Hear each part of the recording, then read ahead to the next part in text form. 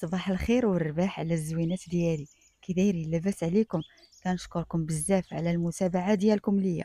شكرا لكم. وخا نضل نشكر فيكم حتى يصبح الحال.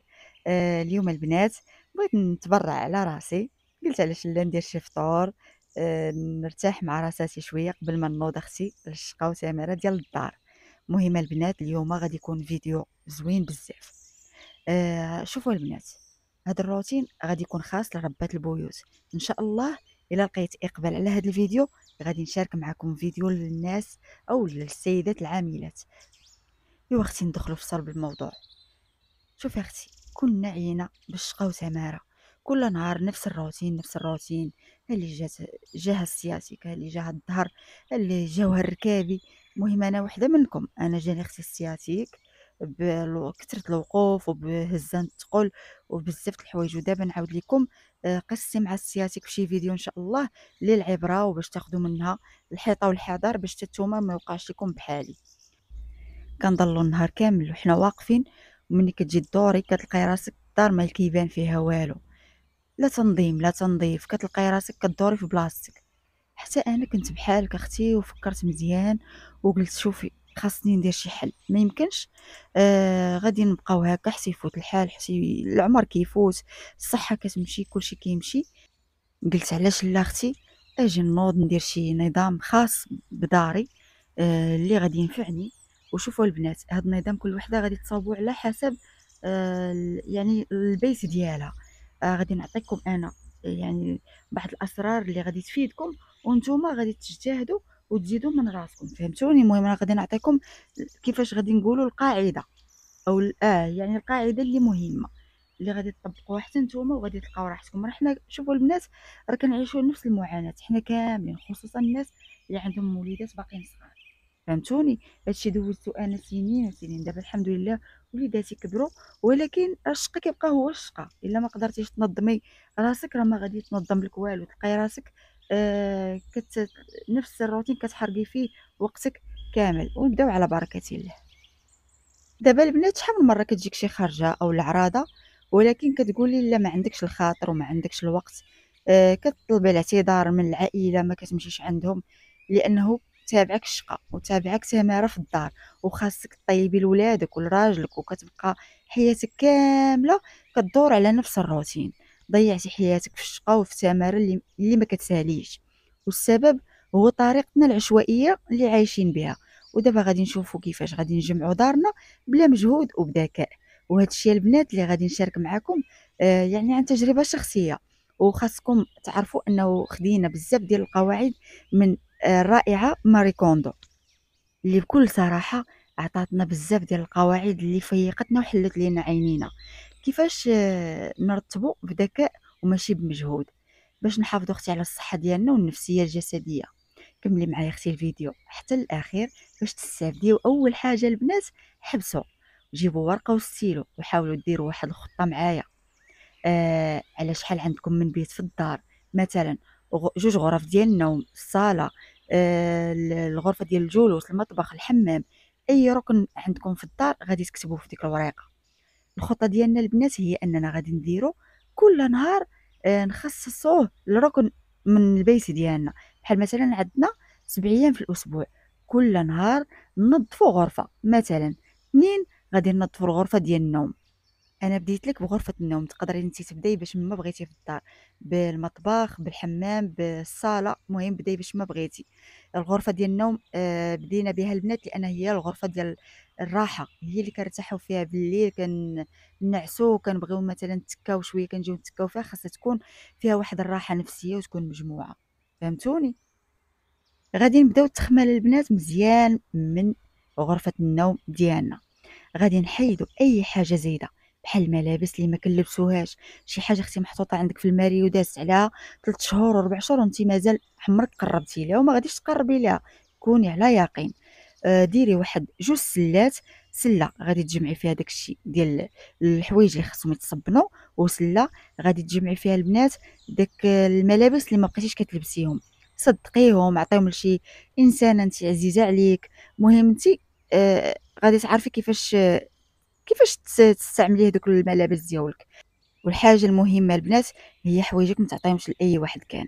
عارفين لما كتعطي حوايجك راه الدنيا ما بقاتش فيها الثقة وما بقاش فيها الأمان، ولا حاولي تصدقيهم لشي حد ما كتعرفيش، اولا نعطيك واحد الحاجة اللي زوينة بزاف.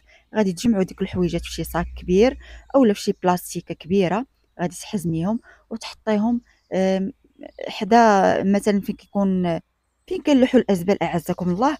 ولكن غادي تحاولي تطرفي ديك الميكا اولا ديك البلاستيك اللي فيها الملابس شي بلاصه تكون نقيه، طرفيها بعيد على بلاصه الازبال، باش يدوزوا هذوك الناس اللي كيكونوا مساكن كيجمعوا المتلاشيات، غادي ينفعوهم دوك الحويجات لوليداتهم لبنياتهم، وحتى هما يقدروا يستافدوا منهم، اولا هما يبيعوهم ولا يديروا ليهم اللي بغاو. فهمتوني؟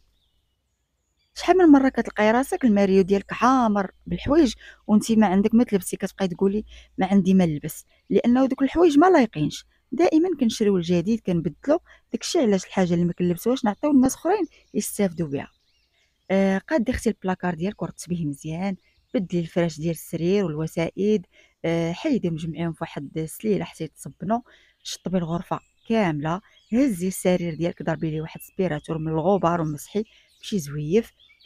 سيري اختي البلاصه اللي فيها الماكياج والعطور ديالك اي حاجه ما صالحاش لوحيها، وقراي على التواريخ، حيدي الحاجه اللي قدامت، القراعي ديال الريحه اللي خاوين حيديهم لوحيهم. الا عندك شي مكان خاص مثلا بالادويه، حيدي الادويه اللي ما لايقاش. شوفي الادويه راه ما لايقاش تحيدي كل شيء. مثلا كنتي دوزتي وخرج لك طبيب ادويه وشربتيها وبقات لك شي حاجه ما شربتيهاش، لوحيها لانه ما غاديش تحتاجها مره اخرى. الدواء اللي خاصو يكون عندك وضروري هو مثلا الدواء ديال الباراسيتامول ديال الراس، وننصحكم ما تكثروش منه بزاف لانه صعيب بزاف على الكبده. حاولوا تعاطوا الاعشاب اللويزه مهدئ زوين، اي حاجه طبيعيه وبعدوا من الادويه. ديري اختي يكون عندك بيتادين هذا ضروري، الضوء الحمار، فاطمه، يعني الحاجه اللي ضروريه واللي مثلا كتكون خاصانا في الدار. اما بالنسبه للادويه الاخرى كامله غير لوحيها ما عندك ما ديري بها. ماساج مثلا، هادشي البنات اللي نقول لكم تقدروا تحتفظوا به. دوزي البنات الكوافوزات ديالكم حتى هما رتبوهم، راه الترتيب كيعطيكم واحد الراحه نفسيه. حيدوا اي حاجه ما كتستعملوهاش، رتبي دوك الكوافوزات خليهم حداك خاويين، ديري فيهم غير الحاجه المهمه، خصوصا الكوافوز الصغير اللي كيكون حدا راسك. بلاكار ديال الأحذية حتى هو ديري فيه نفس الشيء، أي حاجة ما كتلبسيهاش ديريها جمعيها وحطيها على برا ياخدها شي حد يستافد منها. فهمتوني يا البنات؟ واخر حاجه البنات غادي نديروها، غادي نضربوها بواحد التشطيبه بالشطابه. الا ما عندناش لاسبيغاتور، الا عندك سبيراتور اختي غادي تضربي بها تشطيبه فاعله ساركه مزيان البيت كامل، وغادي تمسحي الغبره من اي بلاصه، تمسحي الجاج، ومن بعد اختي تضربيها بواحد الشويفه للغرفه ديالك، وغادي تخرجي منها وانت مرتاحه، ورشي شي رويحه ولا شي اي عطر كيعجبك ولا عود بخري بيه. المهم هنا سالينا من الغرفه ديالنا. هادشي قلنا نهار الاثنين. غادي ندوزو نهار الثلاث.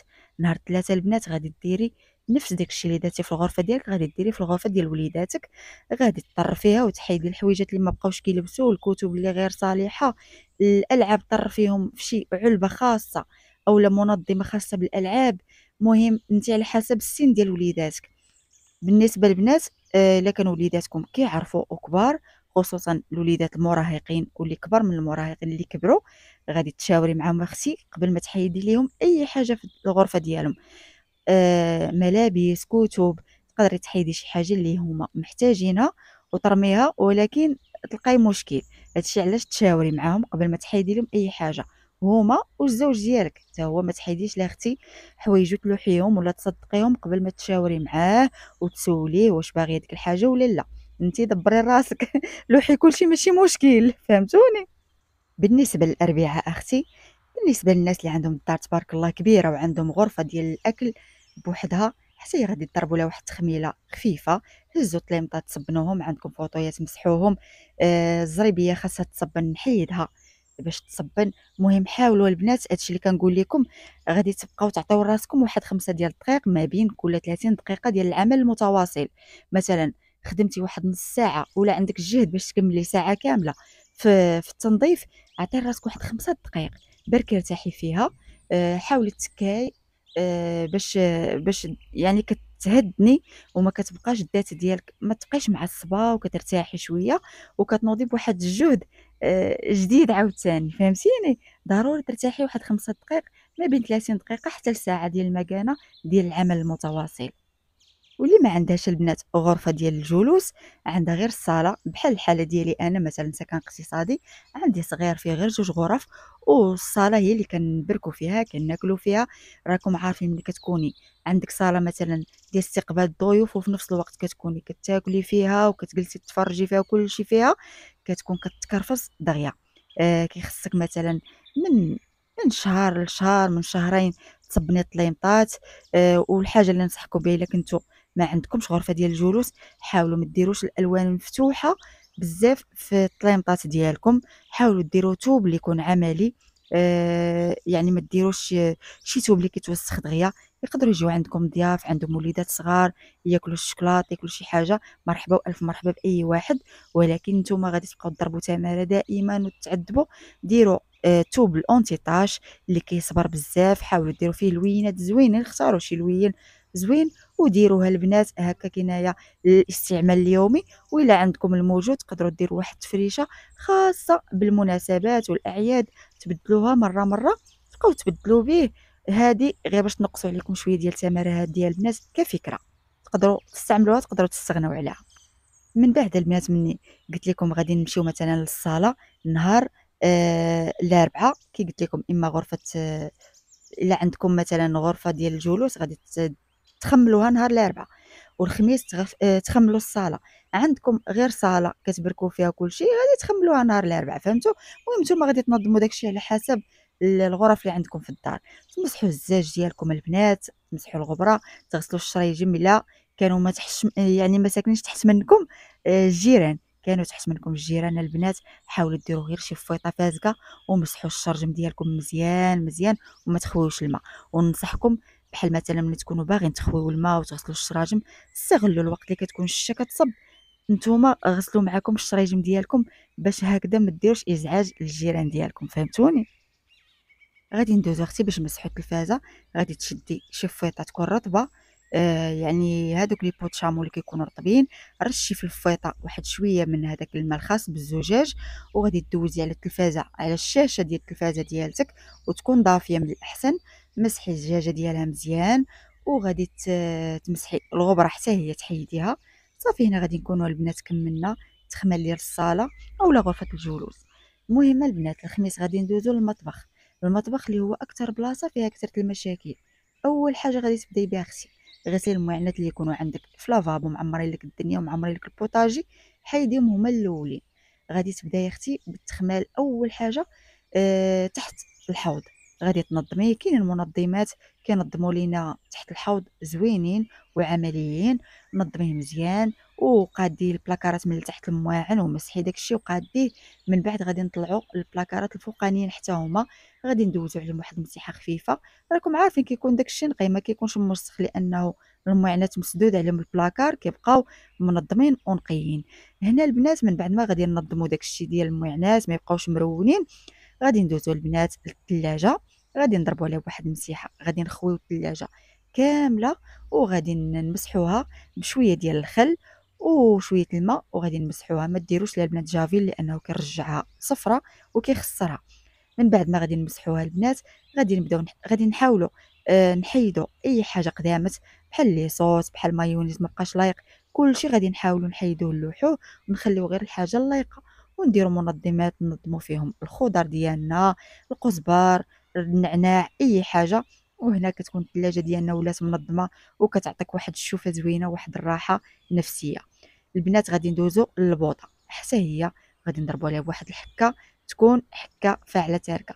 قبل ما نبداو المسح ديال الثلاجه غادي نرشوا البوطاغاز ديالنا بواحد البرودوي اللي كيكون خاص بالتنظيف ديال البوطاغاز. ومن هنا اللي غادي نكونوا كملنا الثلاجه في المسيح، غادي نلقاو البوطه ديالنا رطابت وغادي ندوزو عليها غير حكه خفيفه بلا تعب وغادي تمسح لينا وتولي نقيه وكتشعل. واكثر حاجه كتجمع لينا اليدام وكيخصها التنظيف المستمر هي لاوت. الا كانت عندكم. عرفتوا البنات؟ ضروري مره حتى هي تحيدوها الا قديتو تحيدوها، الا كانت ساهله عندكم التحييد، ودخلوها للحمام هكا. حيدوا لها دوك لي فلتر ديالها ودوزوا عليهم بالبرودوي اللي خاص بالدهنيات، رطبوهم وحكوهم مزيان بالماء سخون باش يتنقاو. كانت ما كتحيدش عندكم غادي تمسحوها وهي معلقه. فهمتوني البنات؟ الفران ديالكم حتى هو دوزوا عليه واحد المسيحه خفيفه. دابا نشارك معكم طرق ديال التنظيف ديال الفران. حتى انا خاصني ننظفو ان شاء الله شي تنظيف عميق، ونشارك معكم الفيديو الطريقه اللي كننظفوا بها. هنا البنات من بعد ما كملنا داكشي اللي اساسي ورئيسي عندنا في المطبخ، شوفوا حيدوا اي حاجه ما كتخدموش بها، طبيصلات مشقوقين، كويسات ما عندهمش خوتهم، مهرسين شي شويه ولا طاير لهم شي شنيف هكا، حيدوا كلشي لوحوه. داكشي كيخلي غير الطاقه السلبيه البنات حيدوه عليكم. نهار الجمعه البنات غادي ناخذوه نهار ديال الراحه ديالنا، ما غاديش نديرو فيه شي حاجه، غادي نرتاحو، نديرو شي كساريه ديال الكسكسو، نجمعو مع وليداتنا. على حسب الاوقات ديالكم اللي غادي تناسبكم. ما ناسبكمش بنهار ديروه بالليل. دابا اختي وصلنا نهار السبت. نهار السبت اختي غادي نمشيو للحمام ديالنا ديال الدار. غادي تخوي اختي الحمام كامل، ديري شي سطل ولا شي شبكه كبيره، جمعي فيها كاع ما هو التنظيف ولي برودوي ديالك، حيدي كلشي، ما تخلي حتى حاجه في الحمام، كلشي خوي. غادي ضربيها بواحد الحكه للزليج ديال الحمام كامل ياك. ومن بعد البنات غادي تمشي تحكي لافابو وتحكي المرحاض اعزكم الله، والدوش حتى هو ضربيها ليه بواحد الحكه بلي برودوي يكونوا مزيانين، راه موجودين برودوي ديال التنظيف في بيم. خاصك اختي عامه، يعني عامه تشري كلشي موجود وكلشي ولا باثمنه مناسبه. المهم برودويات انا اللي كنستعمل بزاف واللي كنظفي بهم اختي. بالنسبه للافابو الا كان عندك بيض ديال البديع، وإلا كان عندك اختي الروبيني راكم عارفين كيتدبغ. خذوا مستر بي داك الصفر راه فن. وجافيل جيل ديروه للطواليطات ديالكم، راه كيردهم كيشعلوا. وحتى الفوارق ديال الزليجي كيكونوا كحلين، راه كيردهم كيشعلوا. عرفتي غير دوزو فيهم داك جافيل جيل وتفكروني ضربوها بحكه خفيفه بشي شيته تكون حارشه شويه صافي، وخويو الماء وكرطوا، راه عرفتوا غادي يخرج لكم الزليج. وهذوك الفوارق ديال الزليج كيشعلوا وكيحمقوا. المهم البنات كيحمقوا اختي كلشي على كيحمقوا. غادي دوزي اختي تمسحي، الا عندك شي شريجمات غسليهم ولا مسحيهم، ودوزي مسحي المرايه ديال الحمام حتى هي باش اختي تولي كتشعل. المهم البنات من بعد ما غادي نكونوا درنا هاد التنظيف كامل العميق، غادي نكونوا كملنا كلشي، الدار ولات كتشعل. غادي نديروا اخر خطوه اللي هي واحد الحكه للارض. غادي نحكوا الارض ديال الدار كامله قبل ما تجفوا اي تجفيفه ولا تحكوا الارض. شطبوا الدار كامله بالشطابه تكون ناشفه، حيدوا الغبره وحيدوا داكشي كامل اللي كيكون. ومن بعد البنات عاد ضربوها بالتسيقه للدار. وديك الساعه عطري ليا الدار اختي بشي سانيكرو ولا الكوتا كوت، وديري اختي شي تبخيره تكون هي هذيك بالعود القماري ولا باي نوع ديال العود اللي كيعجبك ولا بخور اللي كيعجبك. وهانتي تهنيتي في اسبوع حيدتي عليك سماره ديال الدار كامله. بقى لينا نهار الحد اختي.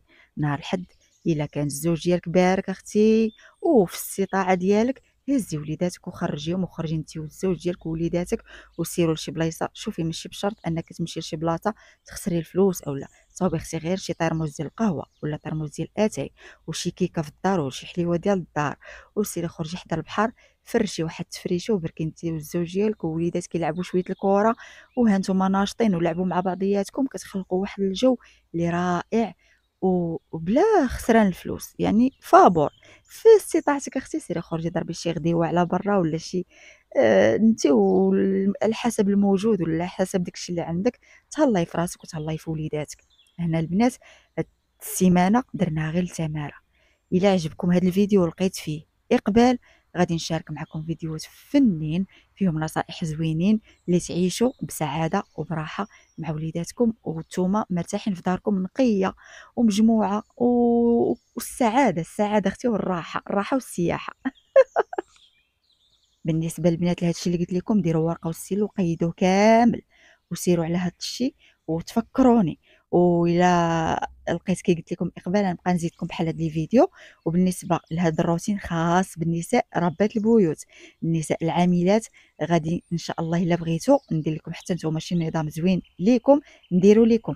عاد باقي غادي نشارك معكم فيديو الا لقيت كي قلت لكم يعني تشجيع على هذا الفيديو، غادي ندير لكم واحد النظام زوين ديال الاستعمال اليومي، كيفاش تخدموا كل نهار يعني بذكاء وبدون مجهود. هذا هو الشعار ديالنا البنات، نشتغلوا بذكاء وبدون مجهود.